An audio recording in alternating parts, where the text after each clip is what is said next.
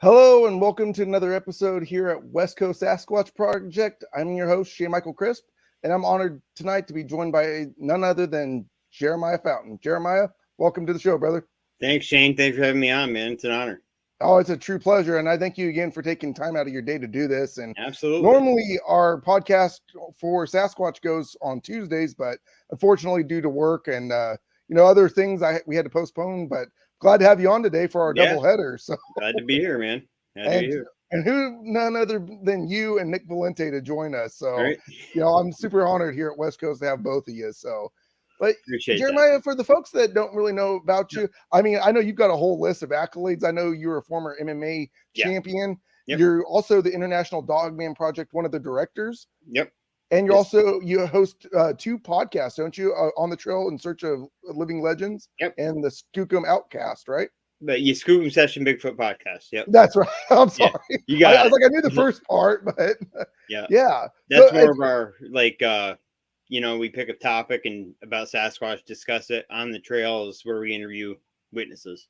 Yeah. Of all different phenomena. I mean, not just Bigfoot or Dogman, but we try to hit everything, And that's what you guys do. And like you said, you're the Sasquatch guy and Nick's the Dogman guy. So Perfect I like how you compliment. guys can hit the two most popular cryptids out there. Yeah. The guy you interviewed out of Indiana a couple of weeks ago, I thought that was a really good interview. I was listening to that and I was like, wow, he's got a lot of activity. And a lot of people don't think of Dogman activity out in Indiana, but it's right below Ohio or next to Ohio. And, Michigan's not too far. So, I mean, just the Midwest itself is a hot spot.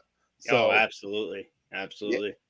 So, if you don't mind just giving a little brief bio. I mean, I know we said a little bit, but I mean, if you don't mind giving us a brief bio. Yeah. Well, 44 years old, been a hunter, outdoorsman all my life. I come from a logging family, going back talking generations. Like you said, I'm an ex-pro MMA fighter, survivalist. There's nothing more I love than the woods and cryptozoology. Those are my two favorite things in the whole world. Like I said, love to hunt. My father owns a lot of land and very active pieces of property. From the time I got into cryptozoology when I was a little boy, I was about 7. My mother bought me Unexplained Mysteries of the 21st Century. So as my little fingers are flipping through it, I get to the section cryptids, and I see a beautiful lady named Patty. And I said, yep, what is that? And my little eyes are just I was stoked, like, wow, is that real? And ever since then, I always considered myself a little weird kid, because I was always, always into the UFOs, the Sasquatch, Nessie, Champ, Lake Champlain, which is only an hour from me.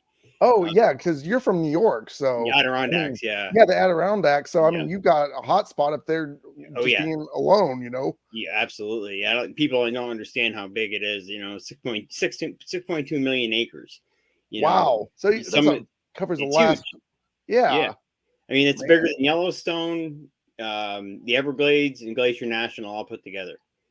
Oh, wow. See, I didn't know that. It's you massive. don't hear a lot about the Adirondacks. I mean, obviously out here in the West, we don't really hear that too much. We've got, Tahoe and, Yosemite and stuff like that, the Jedediah and all that. But yeah, the Adirondacks are just fascinating. When we did an interview I want to say, was it September when I went on your guys' podcast? Yeah, I think so. And I remember you were mentioning it. So I started looking it up a little bit. And I was like, man, that's fascinating. Massive. You just think a lot of people just like they think of California, it's just big city with LA and San Francisco. And a lot of people like on the West, we think just New York City. New York City. There's a lot of country out there. Oh my God. Yeah. Like you said, people think of New York City, Buffalo, Rochester, Syracuse. Yeah. But above, once you hit Albany and above, man, it's all wilderness. Wow. And then we've got the Catskills, which are right above New York City, which is also a Sasquatch hotspot. I've done a little research down that way, down in the southern tier area, western New York, which are all pretty good hotspots for Sasquatch activity and Dogman activity, but primarily, I've done my research has been Sasquatch.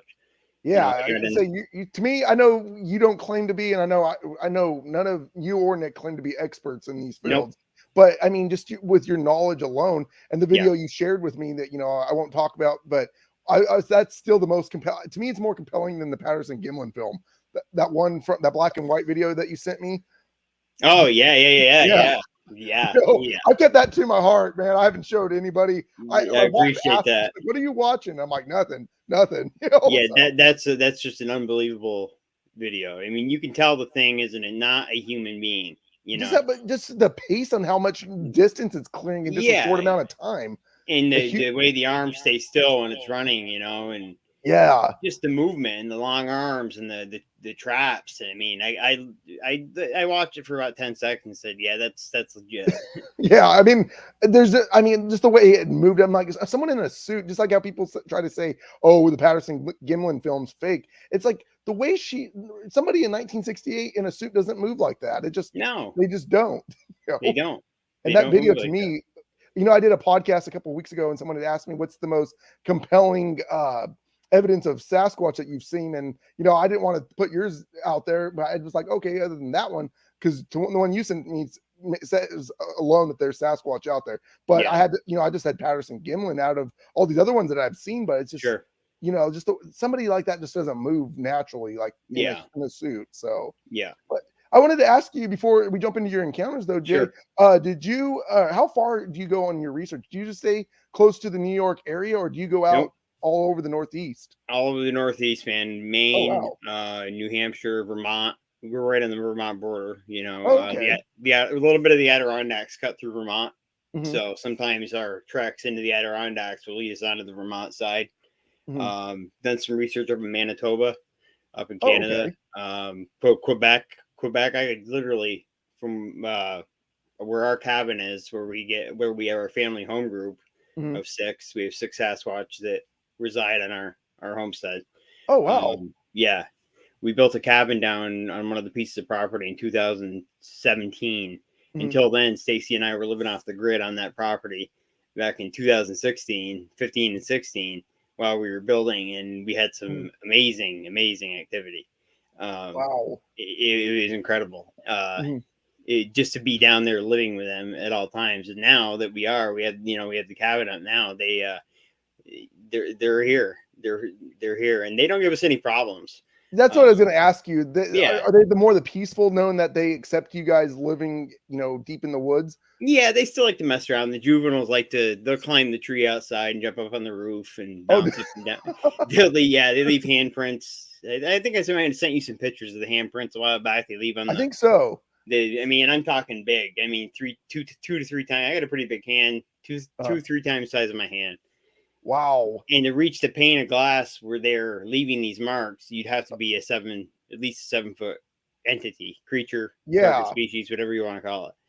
Man, so you got a family of 6 that live on your property. On the property, yeah. Now, do you? I don't know if you are the type, Jade, if you like to gift. I'm not one to gift, just because I feel like you're attracting something. The day you don't gift, it seems like that they're going to expect something, maybe, or somebody else might come walking over and get attacked. I mean, is that something? Do you preach that, or are you against that? I'm against gifting. I'm against feeding. I think for a perfect example is, how do I want to put this without sounding too out there? Feeding them, you start feeding these things and they expect it all the time. Okay. And it's like, what if something happens to me and my wife where we can't be here to feed them? The next people that move in are going to go through hell. Yeah, exactly. Quick story before I go into my stuff. I had a buddy who inherited a house from his grandmother in a place called Scary, New York, which is the beginning of the Adirondack Park, and which is a total hotspot. Like ours are harmless here, and I know why. That all started happening when they started trusting us. That was back in 2007 during my second encounter, but I'll get back to that. But my friends still bust my chops, man. They think I'm nuts, but I brought a couple of them out and they've had some experiences and changed their tune a little bit, But one of the guys, we'd go to the bar after work and have a cocktail, and it's a fountain still after your mountain monkeys, he'd bust my chop. I'd be like, whatever, dude, So he inherited this house from his grandma, and calls me up one day and he goes, Jeremiah, I need your help. You got to get out here. You got to get out here. So I take a cruise out, and it's on all these back roads in the middle of nowhere, man. I'm talking middle of nowhere, and I've taken so many reports out of that area over the years. Oh, and wow. now with this group in this area, they're a little more testy. You know, I've had boulders thrown at me, logs thrown at me. You can almost feel the tension in the air with this particular groups out there in that spot. Well, he was wondering why he had 7.5 to 9 foot hairy beasts running around his house, pounding on the windows, you know, leaving their handprints on the glass, screaming in the windows, pounding on the side of the house. So terrorizing them. I said, dude, I know you haven't talked to your dad. Yeah, they were terrorizing him. And I said, dude, I know he hadn't talked to his dad in like 14 years. I'm like, you got to go to your dad with this. We got to find out before I can do anything to help you. I have to know what's going on, how this all started. So he didn't want anything to do with it. I went over and saw his father, and he's like, well, he goes, my mother, who left him the house, had been feeding a family of Bigfoot for the past 30 years. So like I was saying earlier, she passed away, and he was a hardcore skeptic. So they were used to this food every day, you know? So that's when they found out they weren't going to be getting it anymore. You know, they started to really, really harass him. And they were building structures around a very, very small perimeter of his house, you know, and he's like, you got to help me. So what I did is one of my techniques I use, and I don't really recommend it for people first involved in the field, but if you're trying to get rid of them, you push them back a little bit. They build a structure near your house, you know, within 40 feet, knock it down, build your own. Oh, really? Okay. Yeah. That's the first. I haven't heard that one. Knock it down, build your own. They're going to go back and forth with you, you know, for a while. But after I've had it work 90% of the time, and he hasn't had any issues, you know. Wow. So. Yeah, that's just that. I didn't would ever thought that you know, the structures being so close, but hey, knock it down and build your own. It's like, what they were doing is trying to show their dominance. Hey, you have this little area, we have this whole huge area. And I said, no, you can't let them push you around like that, you know. Knock it down, we'll build a new one further back, you know. And it was like a chess game. Further back we went, they'd build another one. We'd knock that one down, build up another one, and after a while, the heavy, every once in a while, they still kind of give them hell, but you know. Well, Jay, that's what I was going to ask you about that with the structures. Is that a sign of, because I'm still new in the whole Sasquatch field, and where I research, it's a real big Sasquatch hotspot out in Shaver Lake, California. And I've seen tree structures, but is that something them trying to show that this is our territory, or is it just a sign of dominance? I think depending on the kind of structure, the kind of branch, snap or pull, you know. Nick had a case in Western New York that they thought was Dogman, and ended up being a Sasquatch group. So he turned the case over to me. Now, a lot of the stuff they were doing, now this was to show their territory. They were taking logs, stacking them into a triangle, taking this lady's grandson's toys, sticking them in the middle. Oh, wow. Now, weird thing is, we'd pitch tent, go to bed, wake up, they'd be moved to a different spot. Now, the other things that were going on, and I've seen this on many cases, you know, where this one in particular, because the tree was just massive. It had to have been 12 inches around. This thing was ripped out of the ground, turned upside down, jammed back in the ground, and the roots were tied in the knot. Wow. See, I've heard of trees that were stumped under. That's a sign to, hey, get out of here. Because that's a sign, get out. This is my territory. Get out of here. Yeah. Wow. Yeah. Where the other, same with the little ones too, you know, they're showing, this is my territory. This is yours, you know. But, you know, we tried to fix that problem. But she put up with so much crap from these things. She ended up moving. Oh, I was just going to ask you, were you guys able to help her, or did she just up and moved? She was too far gone in the situation. Oh, wow. So she ended up moving. Yeah. She just couldn't take it anymore. But yeah. Yep.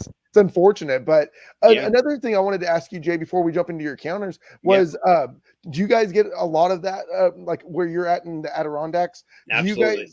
Do you guys get the more of the aggressive type? I know not necessarily where you're at, but do you think that they could possibly be Gugway? Yeah. Well, yeah, because I've got a picture of one, and I don't know if I ever sent you that picture. No, I don't think Um, I've actually. The only photo I've ever seen of a Gugway that was clear, that I've only seen once was the Beast of Seven Shoots, where it's okay, holding like the lamb, or not a lamb, but like a small fawn or a or dog in its hand. something. Yeah, Yeah. yeah. Well, I took a picture of this thing. That kind of leads into another encounter I'm going to Uh, tell you about. So I okay. will get back. I'll get back to that part of it. Okay. I'll Well, get back. before we, or, I mean, do you have anything you want to say before we jump into the encounters, or 'cause I'm super stoked to hear these. Yeah, yeah. Just don't try not to tick these things off. You know, Yeah, or gift, right? I mean, well, or no, I wouldn't. gifting, yeah, It I still gifting. Okay, maybe it's a little bit different in some people's different with eyes. food, right? Just food, I am totally against. Uh, I don't think it's unfair. I think it's unfair to them, mhm, and I think it's too much. It's unfair to the human being doing it. mhm, These things are they're wild. They're meant to hunt. They're meant to forage. They mhm. aren't meant to be fed on a silver platter, pork and beans, and the T-bone steak. I Yeah, mean, exactly. come on now, That's the case. I'm moving to your property. That you sound like they eat good. That's how you gift it out. right? I do got to admit though, whenever I do harvest a deer on our Mhm. land, I do leave the gut pile for 'em. Oh, do you? Okay. Yeah, yeah, I do leave the gut pile. Yeah, I know. I interviewed Tom Cardos with North Carolina Cryptid and Paranormal Yep. Project last week, and he was telling me, uh, real quick before we jump in, but he doesn't really gift, but when he does, his encounter was he shot at a deer and he missed it, but when he came back, I think a couple days later, that this thing had its neck snapped and was hung up for him, and he like obviously he was going to go try to collect the meat, but he couldn't because it was spoiled. But then he came back the next day and it was gone. So I Yeah, was just like, wow, okay. yeah. So yeah, I had a but no, situation like yeah, that happen. We there a buddy I know, about 15 miles down the road, has a family group on his property as well, and he's like, Jeremiah, you got to come out here and check this out. uh, And in the Y of this tree, okay, it's on a piece of farmland, is a full grown buck. mhm, Okay, I'm talking. We get big bucks up here. I'm mhm, talking, 250, big whitetail. yeah. 250, 260, just Holy smoke! big boys. Yeah, I was gonna But say. yeah, they were stuck in between. It happened 3 times in a 9 month period. Same tree, same Y, and everything. Now everyone is saying, "Oh, cougars did it." Well, the gentleman I was with at the time, I was working with Will Jeving at the time. I ran his organization for years, but left Mhm, for philosophical differences. Nothing against those guys; they're all great guys. They do yeah, great work. But the more I experienced, the more I started to come over to the other side. I used to be an all straight up mountain ape guy. I thought these were some sort of primate that we hadn't discovered, but I found out real quick after I got into it heavy that there was more to it than that, and I'll get into that later as well. But okay. anyway, yeah, they were hung in that same Y, same tree, and Mhm, this Will got a hold of this professor from one of the universities in Washington, mhm, and he said, could a cougar do this? He said technically, a cougar, yes, could do it with a fawn, mhm, maybe a really tiny doe, but unlike a jaguar or a leopard, they aren't built. Okay, and these things are 16 feet up, oh, wow. straight and straight tree, no branches underneath where this Y was. Mhm, Okay, so they would have had to climb a cougar with a 250-pound buck in its mouth, climb straight up, no limbs to pounce off of. And I told him the whole situation. He said, "There's no way a cougar did that. mhm, They would have buried it." yeah. We do have big. A lot of people think we don't have big cats in the Adirondacks, and they're sorely mistaken. The DEC denies it, but they're here. Yeah, it's just like in the South where they say that the Black Panther's not out there, but Yeah, there's been sightings. It's like, exactly. how do you eyewitness testimony? We're telling you what I saw. So Exactly. yeah, Exactly. But yeah, it was. I'll send you the pictures after. And Yeah, if you could, they're I'd love to see that, brother. I pretty mean, pretty interesting. One especially of being them, 16 feet up. 16 feet up. Yeah, Yeah. 16 feet. One of them had been picked raw. I'm sure after a few days, the vultures got to it or Mhm. whatever.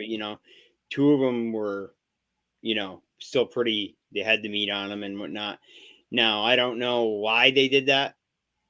Usually from my experience, the Sasquatch will take their kill and they'll go to work on it right away. I know a guy that watched Yeah. it. One of our interviews, a guy from Alberta watched him Sasquatch kill a full-grown bull moose. Holy Yeah, smoke. yeah. Check it out on our YouTube channel. It's called Heavyweight Battle to the Death. Yeah, I'd And definitely love to check that out. yeah, they went at it for about 10 minutes. And he said as soon as the Sasquatch got it down, it wrestled it to the ground, got in front of it. Now, what was surprising to me is it didn't get behind it and twist its neck. Uh-huh. The way the guy described it is it spun around to the front end. Okay. So head to head, Mhm. grabbed the bottom of its antlers and popped. And he could see the whole spinal cord just go like that. And the What? moose was dead. Did not pay him one mind. Didn't look at him once. Didn't pay him any mind. Just started going to work on the innards.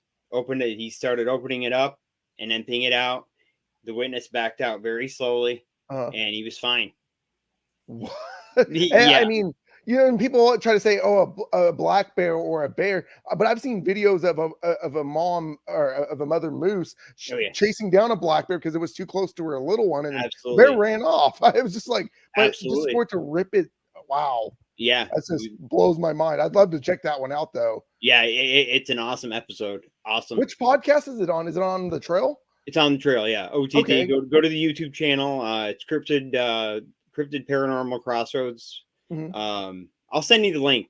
Yeah, if you could, because Check it out. I Yeah, listen to podcasts all day, so I'd love to yeah, be able to check that one out. yeah. Heavyweight battle to the death, and Heavyweight battle. Okay, it's yeah. intense. It's intense, man. Man, I can't wait to It's check that intense. one out. This is a full grown bull. I mean, we've got lots of moose here, and I can't tell you how gigantic they are. I mean, I've seen. I mean, we don't really. Not that I know of. I don't think they're here in California or maybe Northern California. Northern But California. yeah, I'm just thinking, just the size of them when they stand up. It's just like, or you see the TikTok videos or the YouTube videos where Yeah. that one guy was out hunting and then this thing bluff charged him, and Yeah. luckily it would have killed him if it was Oh, connected. absolutely. I was just like, Absolutely. man, those things are huge. Massive, as big as a horse, and like you were saying, Yeah, it's the females you had to worry about. exactly. With calves because they'll stomp you to death. Yeah, but But just for it just to rip it. Oh man, just I can only picture pop. that. Yeah, imagine the power that takes. Oh yeah. I mean, I mean, I don't know. I saw a video. I believe it's real. Marie Dumont from yep, that shared it on Daryl Denton's page, and you see the video. It looks like a female, but she goes and she grabs that tree and she just starts shaking it. yeah, I'm pretty sure you've probably seen it. yep. But yeah, I'm just sitting there thinking, I'm like, that just the pure strength, The pure but for that, power. yeah, the pure power for it just to be able to rip, the horns off of that moose. It's just wow. Unbelievable. Just pop. Unbelievable. You Yeah. can see that spinal cord go. I mean, you think about a gorilla, a silverback gorilla is they say is 7 to 10 times stronger than full grown any man on the planet. Yeah, So exactly. how can So you just imagine the gauge the strength power of a Sasquatch. Sasquatch? Of a Yeah. 1,500-pound Sasquatch, and this moose, a full It grown blows bull, my must have mind. weighed close to 2,000 pounds. Yeah, just You know, mind-boggling. Just it is. oh It is. It's man. crazy. Crazy. Well, yeah, I can't wait to check that out. But if you want to jump in, I know you've got plenty of encounters, and I'm like a kid in a candy store, like just eating popcorn, just and you were on PRT, was it a week or two ago, and I was listening to it then, and I was just like, man, it's like I said, it's a true honor to have you on and for you to take the time, and Absolutely, man. I'd love to hear it. I can hear it anytime. multiple times. Anytime, brother. First encounter as a kid growing up, we'd my whole family has had experiences. Mhm. Throughout our different lands. And I believe once these things, it's going to sound weird, and a lot of people are going to think I'm nuts for this, but I believe they kind of tag you, Mhm. and not literally with a chip in your arm or anything, but mentally Yeah. tag you. And because when we moved to North Carolina for 2 years, we found we had a hot spot there too. And Mhm. there's no coincidence, man. I don't think there's a coincidence. We have these hot spots up here. We go down there, we go through more of this stuff, and it's crazy. So I believe once my parents, they live about 3 miles away, and that family group from the other piece of land comes here. Oh, wow. Goes from here to my parents, Mhm. because we've seen them out back of my parents as well. You know, so beautiful tracks. You know, visual encounters. I've got a picture of one, the female I had an encounter with in 2007. Mhm. And yeah, I'm guilty of taking pictures of the wood line as well. Oh You know, yeah, I mean that, and I'm not discrediting you. I know we had yeah, talked before because that's what got me into this whole cryptid paranormal field was the photos, the and I think that you photos, can yeah. still get good activity because these things like to observe.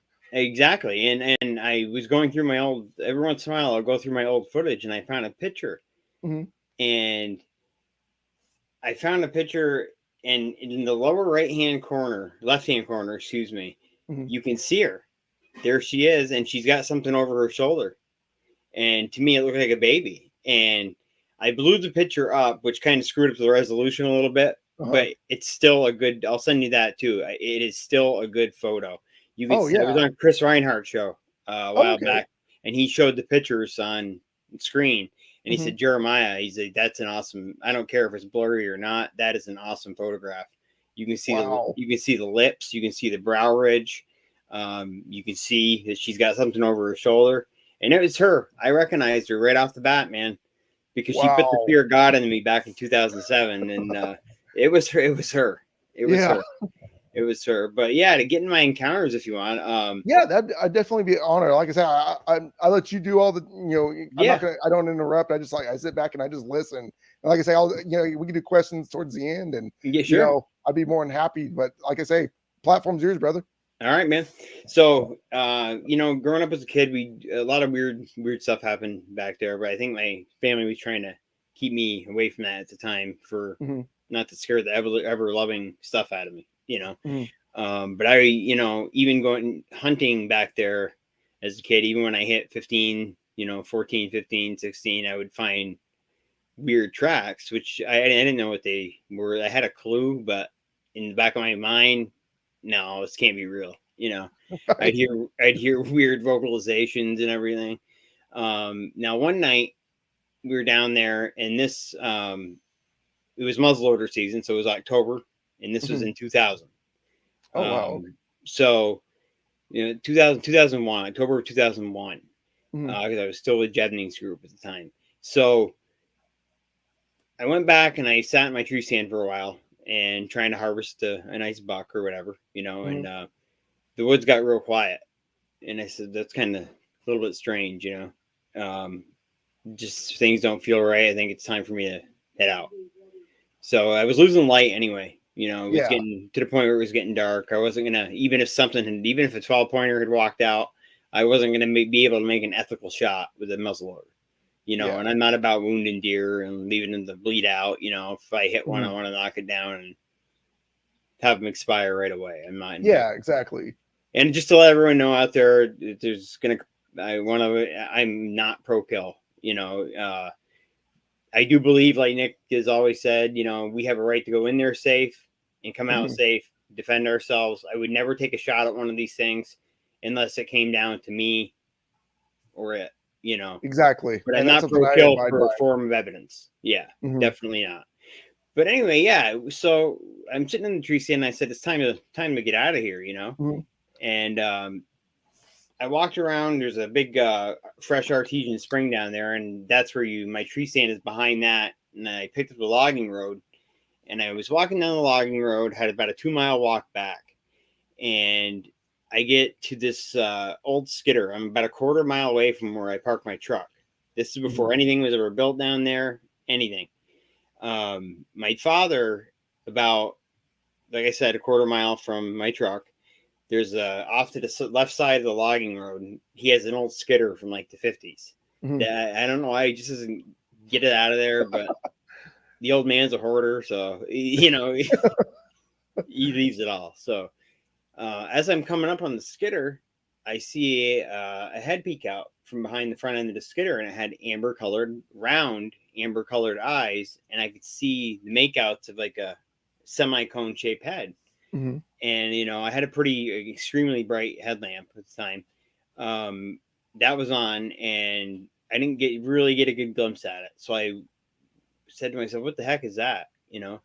I walk a little bit closer, and I get right across from that skidder. Man, I'm about 40 feet away from the nose of that skidder, and Mm-hmm. all of a sudden, what would have been its left arm wraps around the side of the skidder, the front end of the skidder, sticks its head out again, looks at me, and I said, "Holy, Yeah. what is this? What is it? Is this one of them?" So real quick, he popped back behind the skidder and Mm-hmm. hit himself. So I stood there and I was kind of in shock. I didn't know what to make of the situation. Mm-hmm. So as I'm standing there from the nose of the skidder, there was two knockdown trees, horizontally to me, one here, another one about 12 feet away, Mm-hmm. and the first one is about 12 feet away from the front end of the skidder. All of a sudden, this thing leaps out, and Shane, all I have to say is the athleticism was just incredible. And when it hit, when we jump, we if we jump with both legs, we tend to swing our arms and Yeah, squat exactly. down. You know what I mean? Mm-hmm. This thing, when it leaped out, it hit that first log, and it didn't swing its arms one time, hardly bent down. It propelled itself off the tip of its feet, like its toes, like hit that log, Mm-hmm. boom, propelled itself. And that, like I said, that was a good 12 feet from the front end of the skidder. Now, this thing, mind you, could have been at the back of the skidder, which tacks on another, 8 feet. Yeah. You were talking about an 18 feet leap with ease. And Wow. when it hit that down tree, like I said, it just propelled itself off the front end of its feet. It was just Wow. incredible. So as soon as it hits that, it does it immediately again, propels itself off the front end of its feet, goes behind a tree that was about another 12 to 15 feet away, gets Mm-hmm. behind the tree. And I'm just in total Total disbelief. shock, huh? Yeah, Wow. man. Yeah. It did pop its head out once and hit it again real quick. Mm-hmm. And I stood there patiently, and it did come out. And it was a juvenile. And it Oh, was wow. about I would say 4'11", 5 feet. Mm-hmm. It wasn't that big, but weight wise, people always ask me, "What do you think this thing weighed?" And I'm going Mm-hmm. to say anywhere from 185 to 200 pounds. People say, "Well, that's not that big." Yeah, for 4'11", That's pretty big. that's That's a jacked. full-grown man right there. That's exactly, Yeah. exactly. So I'm sitting there watching this thing, and it's doing the classic Sasquatch bob. Mm-hmm. And I don't know why this thing was not afraid of me. I don't know if Mama was in the area, which now that I look at it, she probably was. Mm-hmm. And what I did next, I recommend no one out there ever do. Like I said, I am not pro kill, you Mm-hmm. know. But at the time, I was just I hadn't even gotten into it yet, into investigating yet. Yeah. And I wanted to get a good look at this thing. So I bring my muzzle loader Curiosity. up. I brought it up, dude, and I tried to get a good look at it through my scope Mm-hmm. and what I had illuminated. And as soon as I did that, this thing kind of squats down on its knees, covers its head up like this. As it covers its head up, it whips around, keeps its arm up, goes behind the tree that it came out from behind, Mm-hmm. and it took off. I lost it in the brush. Wow. It just, Shane, what creeps me out is I should have been able to, the way he took off, crashing and rambling, I should have been able to see him, but I Yeah. didn't. I Because don't it know if happened all so fast, right? it happened all so fast. I don't know if he hit the deck and went into like an army crawl position, Mm-hmm. or what, but or if he found the right angle behind that tree so I couldn't see it. But then again, we know these things are masters of their environment. They can Exactly. disappear and reappear like that. Exactly. So that was my first introduction to my first face-to-face introduction to the Sasquatch. Now it was like an auburnish red color. Mm-hmm. It didn't have a fully complete coned head. It was somewhere in the middle. Mm-hmm. Long arms. My first thought was, is someone around here have an illegal orangutan? Did it get loose? Right? That's Like you said, so you never really seen one of these things or ever thought of them out there. So, I mean, exactly. first thing That was coming to my mind is first an thought. orangutan. So yeah, that's I'm thinking, is this someone's orangutan that got loose? But once I got looking at it closer, I noticed the face didn't look apish. It looked Mhm. more like kind of a cross between a human and an ape. Flat nose, wide mouth, brow ridge. I didn't see any ears. The hair was probably 6 inches long, and I want to reiterate, it is hair. It's not fur. It is Mhm. hair. A lot of people will say the fur was black or the fur Yeah, was brown. exactly. Yeah, it's not fur. Like, no, It's that's it, hair. it's hair. It's hair. And there's Man. no doubt about it. And a lot of people talk about the mats in the hair and the matty hair, and this thing looked groomed, man. I mean, Well taken care of, huh? well taken care of. Yeah. I Wow. don't know. They must groom each other. I would imagine if they live in a family group. Mhm. Um, or I don't know. The only thing I could see on it was debris from it moving throughout the brush, but Yeah. the hair wasn't matted. It was nice and smooth. I don't know if maybe they could bring in a new coat for winter. I don't know. I But don't it know. it was well groomed from what It you'd seen, though, was and very well obviously there was groomed. an intelligence to it when you Oh yeah. raised your rifle up and your muzzle load, and that thing obviously knew what you had in your hand, and it took Oh, it off. knew. So, It yeah. knew. Yeah, it So knew. right there just shows you the intelligence. It's just like, man, these things It, aren't just your dumb, forest animal, you know? exactly. So, Exactly. you man. know, and at this point, I hooked up with Will Jevning and Mhm, ran his organization for years. And, that's when I was in belief that these things were all just ape.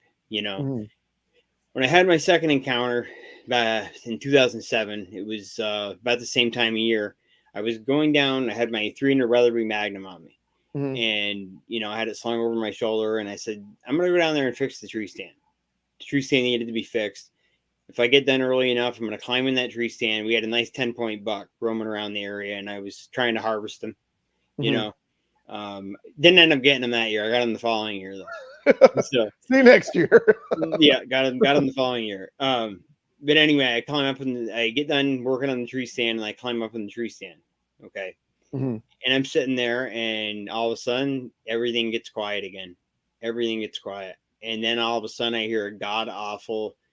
The way I described it to Josh Turner last week was it was like a cross between a scream and like a moan howl type. Nothing I've ever heard before. wow. And just rattled my lungs. Mhm, And I said, "Oh boy, what is this?" I think deep down I knew what it was. mhm. And I said, I think it's time to go. I think Yeah, it's time I to got get my out of here. sign. Yeah. So I sling my rifle over my shoulder. I did have a Mhm, sidearm on me as well. mhm, Um, so I get to, like I said, to get to the logging road, you have to loop around the trail that goes along that spring. mhm. Okay. And the spring's pretty big. Um, so as I'm walking around, I get about 30 feet away I look from the edge of the spring, and I look, and about 5 feet off into the water, I see what looks like a tree to me. Mhm. And I'm thinking, well, that's kind of strange. I've been coming down here for 20 some years, and it's almost 30 years, and I've never seen a tree there. Did someone playing a practical joke? Did someone come down here with a machine? Well, I was impossible. You know what I mean? No one came down here and drove that in this down into the sand when I was in that tree stand. There's no way. Here all these things are running through my head until this thing turns her hips and looks straight at me. And she was massive, just absolutely massive. Wow. I'd say shoulders in, people talk about females being a lot smaller, but Mhm. she was big. She How was tall would you say she was? about 8 feet, Oh, wow. about 8 feet, because she was standing in the water. Mhm, And at that, I could measure from where the water level was right below her knee. mhm. From there to the top of her head, I would say about 7 feet. So, about a foot was covered, Submerged? Yeah. submerged. Yeah, perfect word. Thank you. Mhm. I know, you're good. Yeah, and so that would have made her close to 8 feet, if not Mhm. 8 feet, or if not more. You know, Wow. See, so we I've never heard of females being that tall, but massive, yeah. massive, and I'd have to say 700 pounds, just huge, just Wow. huge. The most impressive part about her, Shane, was her hip area and the quadriceps. Uh-huh. She did have breasts. They didn't hang low, real low like Patty's, but they were Mhm. there. You could tell they were there. She was just a solid brick wall. I'd say shoulders were probably, if they weren't 4 feet wide, I don't know what they were. And another very Massive. impressive part about her was her chest area from Mhm. back to front, which had to have been close to 3 feet thick. You know, Holy smoke. Yeah. just huge, just ungodly huge. And we locked eyes, Mhm. and she's looking at me, I'm looking at her, and I see her eyes roll over and see the muzzle brake that 300 Weatherby Magnum on my shoulder. Uh, And she looked back at me and gave me a look. And you ever seen the movie Tombstone where he says, "You gonna skin that smoke wagon or stand there and bleed?" yep. My favorite Western movie. So, Me too, yep. man. That's the look I got. Mhm. And the look I got was either skin it or don't skin it. But if you do skin it, I'm gonna get to you first. Wow. So she was, I don't know if it was communication she was sending through me, if it was just my gut telling me that's what she was saying. You Yeah. know what I mean? Mhm. And but I know, Shane, even, I'm not, like I said, again, I'm not pro kill, but if Mhm. she would have can't, I don't think I would have even, if I had wanted to shoot her, I don't think I could have had time to get that weapon off my shoulder or off my hip, either one, before she got to me. How far was she from you in the creek or in the She was stream? about 5 feet off the side of the bank of the spring. Uh, how About far five from feet. you if you were to, About let's 30 like you feet. said, About 30 feet. wow. So We yeah, were like you said, because these strides in these creatures is just phenomenal. It's incredible. It's Yeah. incredible. She would have gotten to me no problem. Mhm. So yeah, we had to stare her down, and then she did the weirdest thing, and I've only heard two other people say they've seen this. Mhm. When she looked back at me, and I'm reading over in my mind again. I'm not gonna shoot you. I'm not gonna shoot you. I'm not gonna shoot you. And she gives me a look, like, okay, we're chill, we're good. Mhm. And the way she did something with her eyes, and to this day I'll never ever forget this. It was almost like, when sharks bite into a piece of prey and that Mhm. shield comes up over their eye. Yeah, exactly. Like almost like Okay, a feline has, right? exactly. Yeah. It was something under the bottom eyelid. It wasn't an eyelid that came up. It was Mhm. something from behind the eyelid that flickered about 6 times. And I've been on many shows in the past and mentioned this to people, and I've only come across two other people that have heard of that happening. One was with a dog man, Mhm. and the other was with a Sasquatch that Josh Turner told me about. And Wow. I don't know what it is. You've got my best guess, man. What purpose does it serve? You got me there. Maybe it helps them see at night. Mhm. You know, Almost like maybe night vision almost, you would think, maybe or like thermal. could Man, be, could that is be, yeah. Or that maybe it is protects so their eyes. Maybe multi purposes. Maybe it protects them when they're running through the brush. yeah, You know, exactly. That would make sense too. But yeah. like you said, it's all theory. I mean, It's all but to theory. hear that, I've never even heard that with Yeah. Sasquatch. And then I've been listening to a lot of Sasquatch stuff, but Yep. you're the first person I've ever heard mention Yep. that. And that's wow. Yeah. And I was relieved when I talked to these two people that have heard that happening. I was relieved because Because I you had actually some, thought I was nuts. yeah, exactly. You think, oh, this is what I saw, but you have other people to confirm that they've seen the same thing. It just They, makes you seem more credible. Like that. Okay, maybe I'm not crazy, or yeah, this is what I really saw. exactly. Man. So I think this situation is what gained their trust with us down there, Mhm. out back, what gained their trust. Okay. Mhm. Now she takes a leap onto the shore, okay, which is 5 feet, took 3 leaps, and then I lost her in the thicket. I went back with 4 buddies the next day. I wasn't going Mhm. down there alone. And we noticed the scuff marks where she had hit every time she took a leap. She Mhm. went 63 feet in 3 leaps, 21 feet a leap, and then we Wow. we lost the trail. Holy So smoke. And the Over measure 60 is feet. exactly 63 feet. Wow. 63 feet. So that's almost a 20-foot a stride, it seems like. Or you said 21, but 21 feet of jump. wow. Yeah. That Yeah. For something that large to move like that, I mean, it's not just some ape, some yeah, mountain no, ape. There's more exactly. to it. I was Yeah. gonna ask you real quick, did you ever, when you guys locked eyes, did you ever catch the eye color? Like, do you remember what color it was? You could see it was all black, but it did have a lighter colored pupil. Oh, it did. Okay, so it Yeah. wasn't like an orange or amber looking color or bioluminescence No, at to this it? time I still had enough light where it was black. It Oh, was just wow. Okay. totally black. Yeah, totally black. Wow. It did have enough light to notice that. But as far as the self illuminate, as far as illumination goes, Mhm. this is okay. After 2007 is when I started to realize there was more to these things than them just being some sort of ape. Okay. Mhm. Um, we started experiencing, my wife and I, we started experiencing some really weird stuff along Mhm. with these sightings, both Dogman and Sasquatch, Mhm. orbs in the sky before, during, or after an encounter, uh, lights in the sky. Exactly. I know it sounds crazy to some people, but it's, it's what I've seen, Ex and all these things I think correlate, you correlate. know, Exactly. my wife's a paranormal investigator, so we have actually brought her paranormal equipment onto cryptid investigations and had communication through them.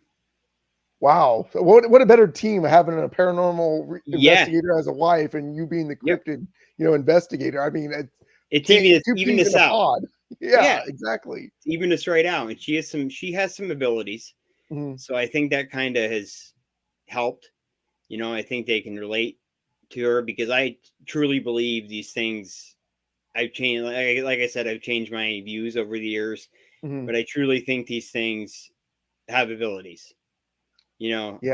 I do believe they're flesh and blood when when it's gonna sound crazy, when they're here. Okay.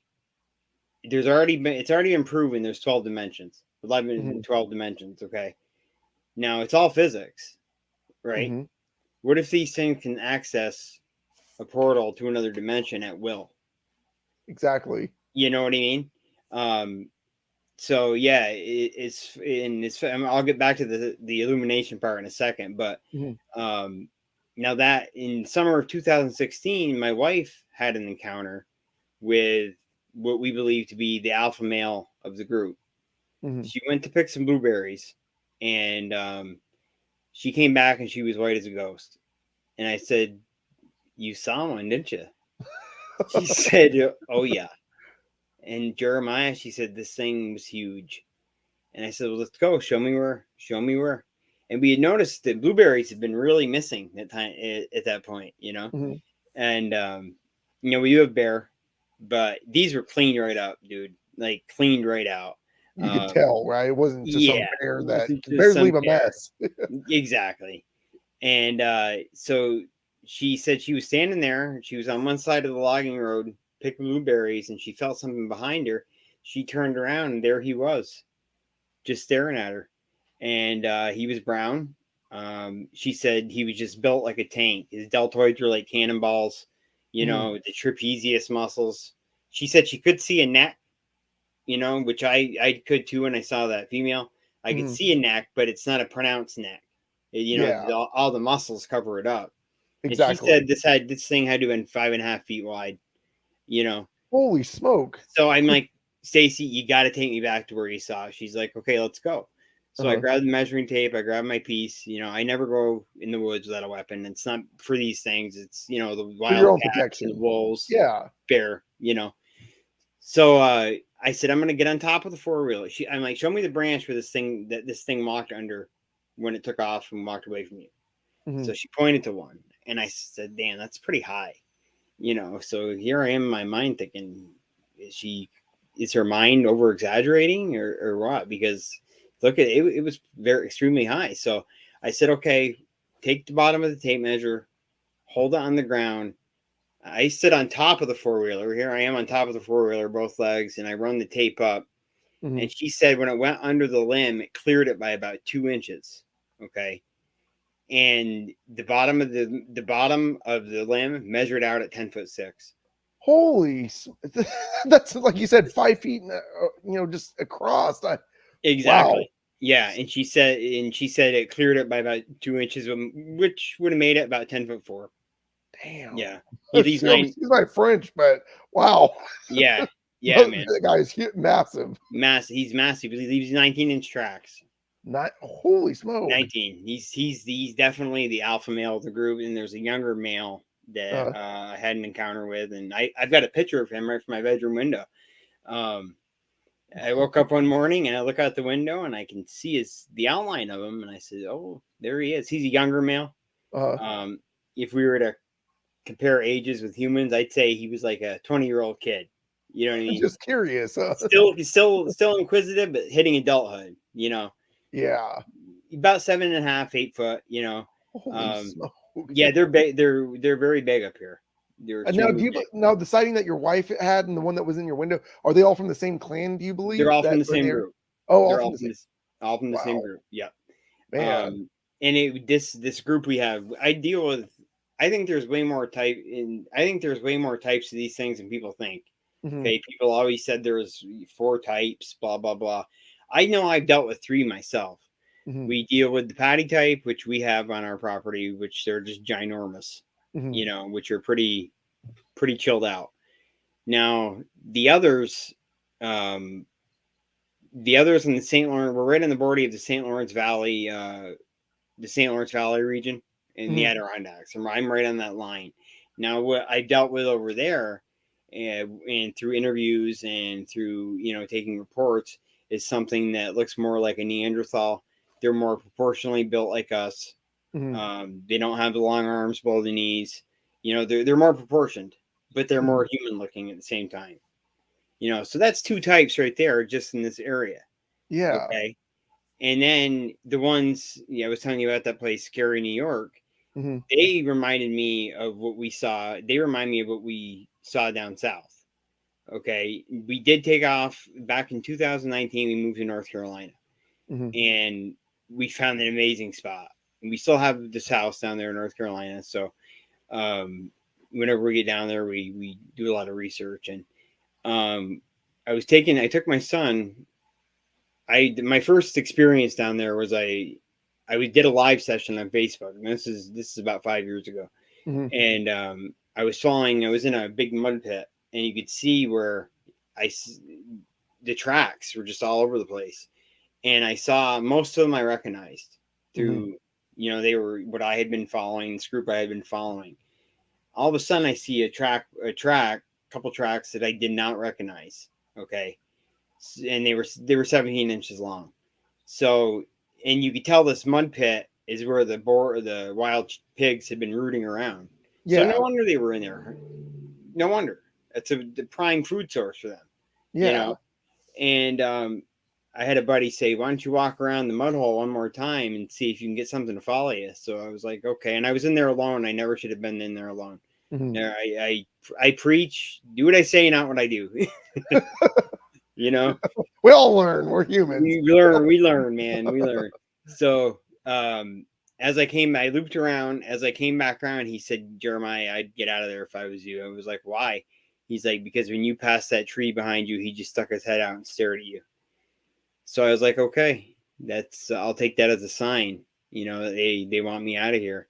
And the second time I went down there, they didn't want me there either, because I was by the river waiting for it to get a little bit darker out. It was probably 80 feet across to the other side of the river. Okay. I had a boulder come flying through the air across that river and land right in front of my feet. Hit so hard you could hear it hit the boulders on the bottom of the river, the other boulders. Yeah. Then I had one come from my right, hit in the same spot the first one was thrown from across the river, and then one from my left. Boom. Crash. Holy smoke. So I said, "Okay, I'm going to also take that as a sign, that they don't get out of the area, right? Get out of the area. They don't want me here." So anyway, to the sightings we had in North Carolina were pretty cool. One of them was just it was a sighting, not an encounter. I'll consider it. I was walking my son down to it was an old train trestle, which everyone knows trainways, man, give them the path of least resistance, and they're always active. Yep. If there's Exactly. Sasquatch in the area, they're going to use that trainway. Yep. So my son Xavier's like, Jeremiah, what's that? What's that? And just as I look up, I see it hop down into the ditch. But he said he saw it come right up, and it came up so fast. By the time he said Jeremiah, there's one right there. What's that? Something like that. It was gone. I got a quick glimpse of it. It was a brownish Moves one. so fast, huh? It just moved so fast. I couldn't even give you a height on it. It was so fast. We were about 100 feet away. Wow. But a couple nights later, Stacy, myself, my daughter, who's 19, and one of her friends went down. And this is where I'll get back to the illumination of the eyes. Now, a lot of people said over the years, you need you need to shine a flashlight in their eyes to get eye shine. No, that's total crap. I've seen them illuminate their eyes at will. I mean, it will, and then shut them off at will. I don't know how they do it. I'm not a scientist. I'm not an expert. I don't know how they do it. I just know they do it. So we're sitting there under the trestle, and we can hear bipedal movement moving through the bayou. And all of a sudden, we see these red, fluorescent blue and fluorescent red eyes, 5 of them, 3 red, 2 blue, coming out of the bayou. Okay.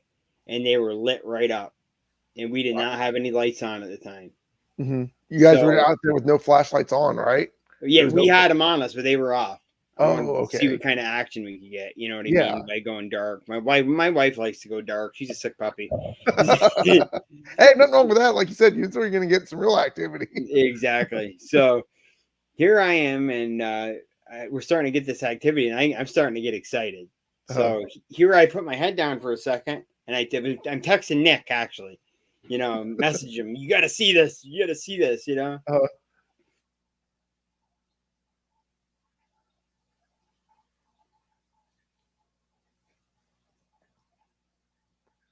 It looks like your mic. There you go. Sorry about that. No, you're good. Oh, there you go. There. My daughter starts to hyperventilate, and she said, "Oh my God!" And I look across the underpass where the trestle is, and walking up the hill is a gray Sasquatch. And I had to put the light right on him. And this, you could tell, was a totally different type than what we deal with up here. And that goes for both types. There were all 3 types up here. This was a totally different looking being. It was a little bit shorter. You could tell he was still stocky, shorter and stockier. He was about 7.5 feet at the most. He's barrel chested, and he had what kind of looked like a beer belly, but you could tell that beer belly wasn't a beer belly. It was all solid muscle. And he was, like I said, he was silver, and he didn't pay us any mind. He looked at us once and kept going up the hill. Wow. The vegetation was at 5 feet where he walked up the hill, and he was about 2.5 feet above the vegetation with his head. So he made. He was a huge guy then. Yeah, my daughter and them and Stacy watched him walk out. By the time they got my attention to lift my head, he was walking up the side of the hill. Wow. Well, he wasn't doing it in strides though, right? He was just casually walking, right? Casually walking, man. Oh man. Went up onto the train tracks, and we could hear him going down the other side afterwards. Wow. Yeah. But to be gray in color though. So I mean, now a theory, I asked because I'm a new Sasquatch investigator, researcher myself. Do you believe that age has something to do with the hair color? Or do you believe it's just maybe it's the terrain, or maybe it's for, hunting purposes? I think it could be a combination of all 3. I think they can be born gray, just like they can be born white. Yeah, I think it may come with age, and it could come with the terrain and how they're camouflaged. Up here they're mostly like a brownish, brown auburn, brownish color, except for a few black ones, and But just like there's different colors of dogman. I mean, I've only knew of like 3 different colors of Sasquatch, but to hear a silver one, I'm like, okay, I'm thinking, Yeti or abominable snowman. I mean, obviously they have white, white hair, so to Right. blend in more with the elements would make Right. sense. So yeah, Exactly. Exactly. You got to okay, blend in more and whatnot. But yeah, the eye shine, man. A lot of people won't buy that. exactly. They'll say you got to stick a light in its eye. No, I've sat there and watched it illuminate and deluminate by themselves. You Wow. know. Now, a question I wanted to ask you real quick Yeah. before you jump more with the eye shines. I've heard a couple of different theories. Someone had commented on the West Coast Sasquatch Facebook page do you believe that their eyes are something to do with their mood? Do you think that, like, so say that they're angry, they're going to be red eye shine, but if they're more casually like laid back, they're going to be more like bluish green or something like I that? Do you believe it's like a mood almost? I don't think so. Okay. I don't think so because I've had plenty of them ticked off at me where I could see their eyes, and Uh-huh. they were, and then I've had them, in a great mood where their eyes were red both times. Oh, You know, okay. so Makes I've sense. had experience with both situations, and Mhm, and we had one get in between us one night. mhm. We were out in that spot near Scary, New York, and a buddy and mine about 100 feet apart. Okay, and I had a IR, and I'm looking scanning through the bushes, and I can see the movement of the trees, and Mhm, I knew something was coming. So a few seconds later, I hear him yell at me, "Jeremiah, you got to get over here! You got to get over here!" mhm. So I get up and I walk over. He goes, "Look." I look down, and there's a 9-inch footprint, and it was in a lot of pine needles, so it kind of disappeared right in front of us. But Yeah. I'm not saying it dissipated or anything. I'm saying the quality went away from the pine needles. Yeah, exactly. So, but that's how stealthy they are. This thing got in between us without us even knowing it. Wow. And it was a juvenile, obviously 9-inch track, so Mhm. it was a juvenile. So do you believe you've had more run-ins with the juveniles just being more curious or kind of just like, I mean, obviously the down there in North Carolina, the ones that were throwing the boulders sound like they would come from more of like the alpha males, right? Because Absolutely. throwing something that huge, I wouldn't think a adolescent, Sasquatch would be able to do that. But I mean, No.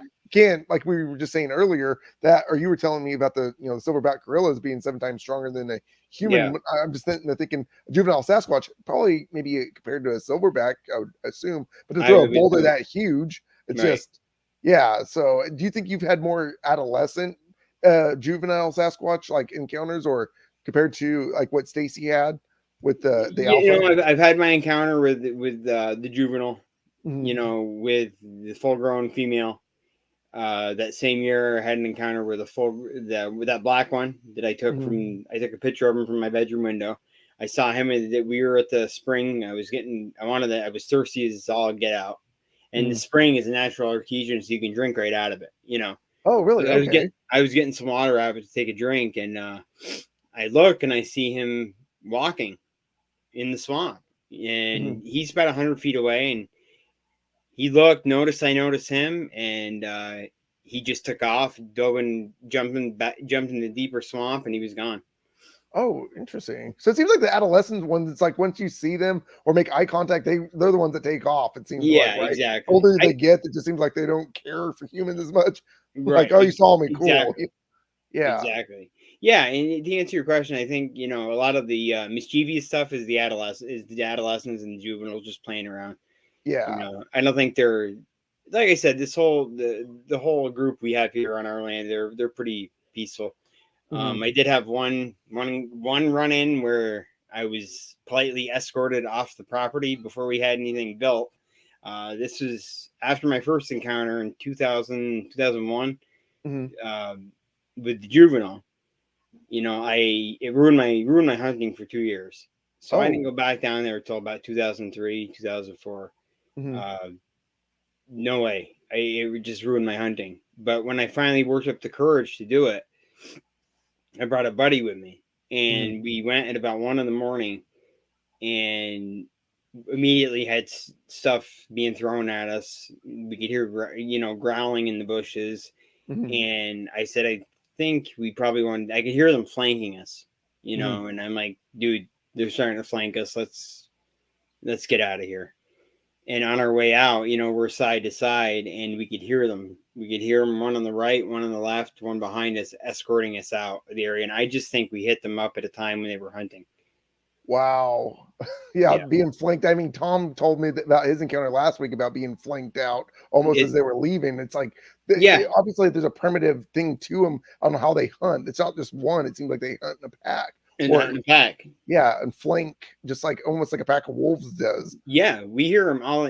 I hear them all the time, and it's Mm, been in more than one spot running with coyotes. I think through my experience, I think they despise coyotes. really? Yeah, you can hear. I've got a recording where you can hear them. You can hear these coyotes yelping, and these, Sasquatch love to mimic, Yes, and exactly. I've heard they that. get very close to the sound that they're of the animal they're mimicking, but they always mess it up just a little bit. Mhm. You know So that's how you can tell the Sasquatch from the actual animal that they're making fun exactly. of. So you'll hear them running with the coyotes, and you'll hear them that howl they try to mimic, and they don't get it quite right. Mm. But then you'll hear then on the recording of you hear a growl. All the coyotes go quiet, and then you hear a growl, Wow. almost like it snatched one of the coyotes. Holy smokes. You know, Like you said, they don't like them. And I no, they mean, despise coyotes same are as a dogs. pest. Yeah, So yeah, it's like, nope, sorry, get out of yeah, here, yeah, man. Now, is yeah. there, a couple of questions I was wondering with your experiences with them? Do they, when you try to bring like someone new around your property, like friends, do they try to show them certain signs? Because I was Yes, just curious because I mean, obviously they're new to the area, so it's like, hey, who are these people you're bringing in, right? And yes. I well, they, told my buddy when I brought a buddy back there down there to camp one night, mm, but it's spring. I told him, I said, whatever you do, you let me carry the guns. I don't want you to have a weapon on you. Okay, mhm, they're gonna get the wrong idea. They've seen me with guns. They're used to it. Just don't bring one. Whatever you do. mhm. So we get down there and we set up our spot, and he pulls out the small Mossberg 500 out of his bag.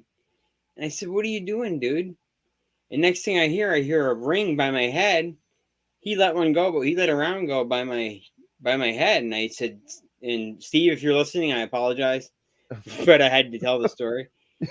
If he'd have hit me with that buckshot, I mean, it would have splattered my brains all over the place. Yeah.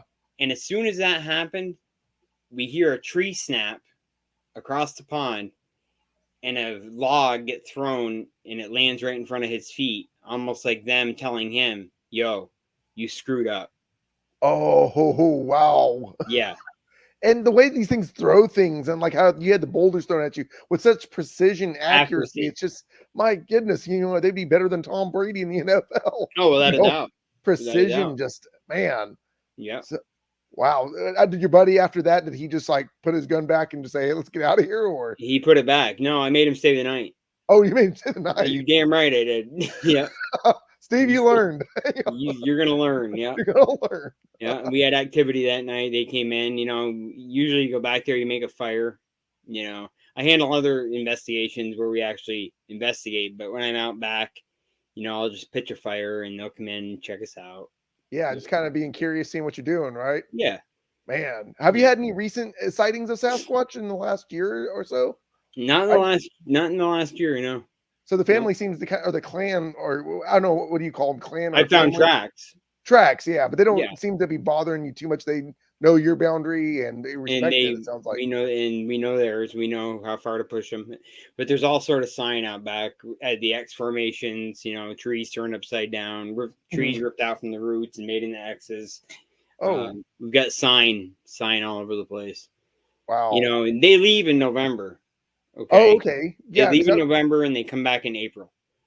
Now, do you And think that then it's a migration that they do, or what's your theory behind that? my theory is there's lots of caves up here in the Adirondacks. I think they might hang out more in the caves during the wintertime. Just But to stay we warm? we do have sightings up here. I've taken a lot of reports of winter sightings, so they don't Mm. go away and hibernate.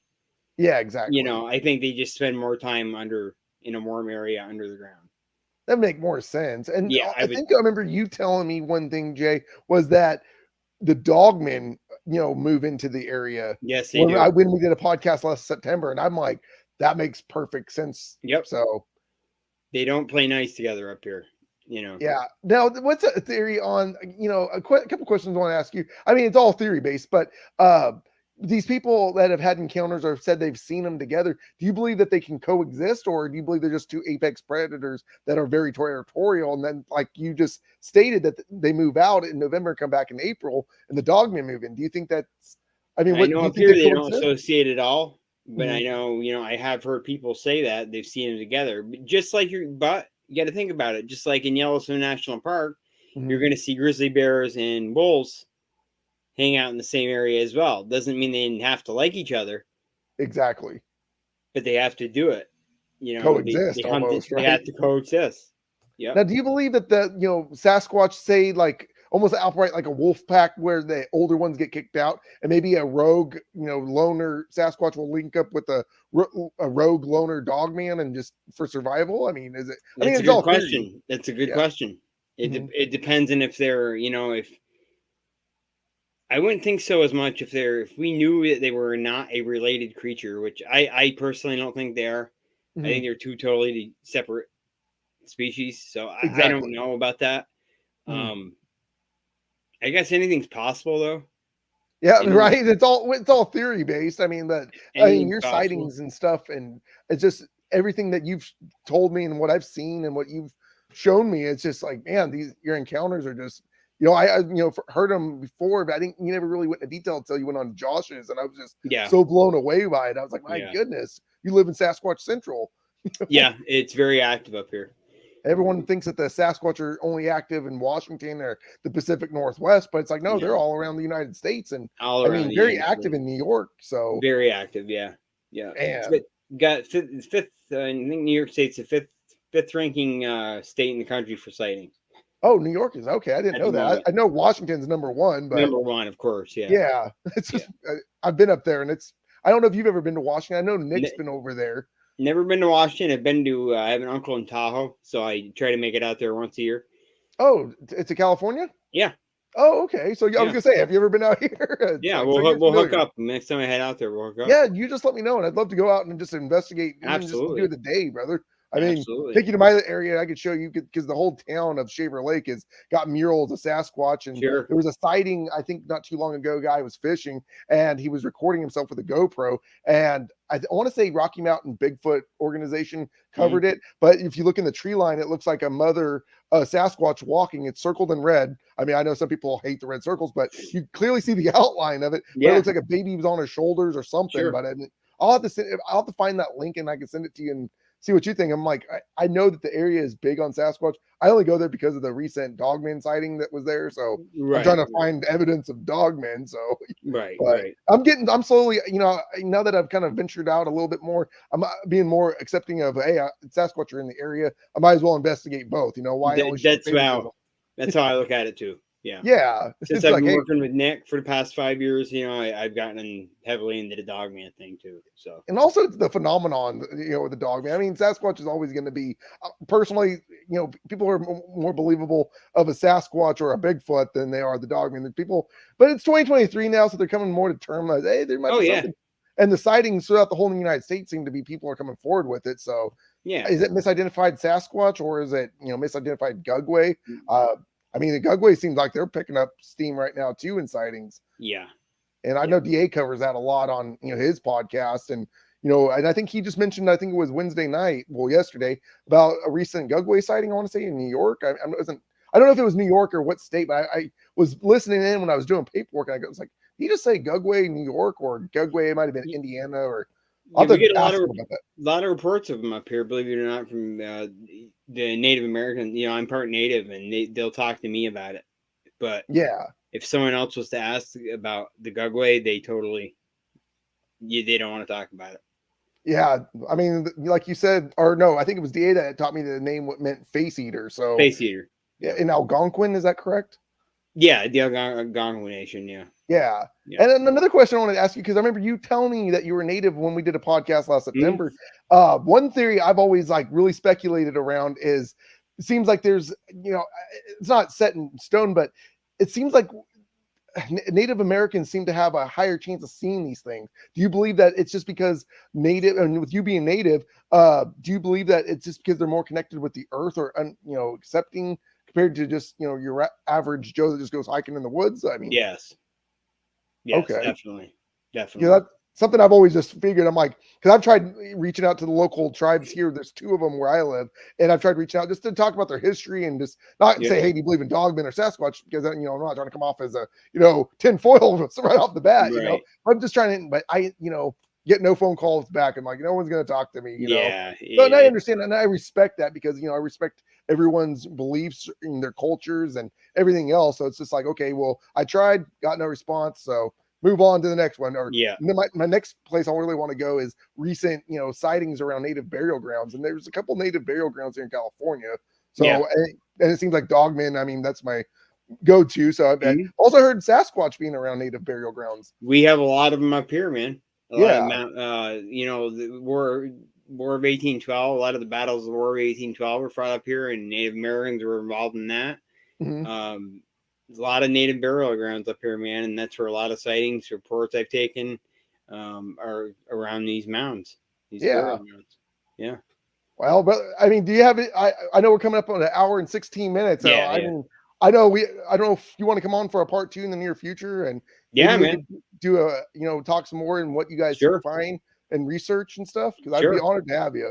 I'd be honored to come on again, man. All right, brother. Well, I really do appreciate this. I appreciate it, man. Yeah, the honor's mine, brother.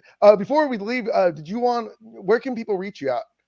People can get me on Facebook Messenger. I had or my email address on the trail .jf@gmail.com. Facebook message me, and I also have internationaldogman.ny.gmail.com. Excuse me. And we have our YouTube channel, which is called Paranormal and Cryptid Crossroads Research. So we can I can be reached out through that. Anyone needs to talk about a sighting, wants to get it off their chest, we're always open for that. So I'm in it to help people. I think it's our duty as researchers to help people. Exactly. And I think you guys do the best. I mean, to me, you are one of the number one Sasquatch people I look into as like a mentor and someone I admire and what you do and trying to help people and having the podcast. So anyone that's watching this or will be watching this, please go subscribe to Jeremiah's channels and his Facebook groups, please. I mean, it's the only way he's getting answers, and he's not just looking on the internet. He's interviewing people. He's going out there in the woods, putting boots on the ground research and doing it all. So Jeremiah, you're a big contribution to the Sasquatch and the cryptid communities. I highly admired. I'm one of your admirers. So I appreciate it, Shane. Brother. You're doing some good work yourself. Keep it up. I appreciate that. Like I say, I'm a rookie. Like when you and Nick interviewed me last year, I'm still learning. So I'm just whatever you guys put out there. I'm like a sponge. I just soak it all up and just learn from what I see out there. And I'm still learning, man. It's been 20 years, and I learn every day.